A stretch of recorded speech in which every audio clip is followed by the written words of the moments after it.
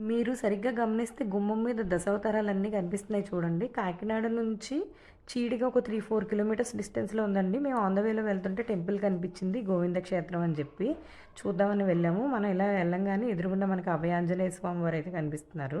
అయితే ఈ టెంపుల్ గురించి తెలుసుకుంటే 1920 నుంచి ఉందంటండి టెంపుల్. అయితే తర్వాత శిథిలావస్థకైతే చేరుకుందంట. 1920లో ఉన్న విగ్రహాన్ని కూడా విడిగా పక్కన పెట్టి ఉంచారనమాట చిన్న టెంపుల్ కింద. ఇదేనండి విగ్రహం. అయితే మళ్ళీ 2023 మార్చి నెలలో అయితే పునఃప్రతిష్ఠ చేశారంటండి. ఇందులో కనిపిస్తున్న విగ్రహం దశావతారాలతో కలిపి ఉన్నదండి. ఇంకా మనకి టెంపుల్ అవుట్ సైడ్ కన్స్ట్రక్షన్స్ అయితే జరుగుతున్నాయి. కానీ దర్శనాలు అయితే బాగానే నార్మల్‌గానే జరిగిపోతున్నాయి అనమాట. ఇదేనండి విగ్రహం.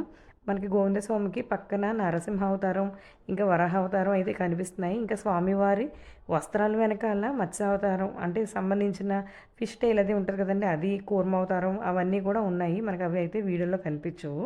అయితే విగ్రహం చాలా బాగుందండి. స్వామివారికి సైడు ఇటు సైడు అమ్మవారి విగ్రహాలు కూడా ఉన్నాయి. ఇంకా టెంపుల్‌లో చిన్న కోనేరు ఉంది. టెంపుల్ అంతా కూడా మొక్కలతో నిండిపోయి చాలా బాగుందండి. ఇంకా ఇది ఫ్యూచర్‌లో బాగా డెవలప్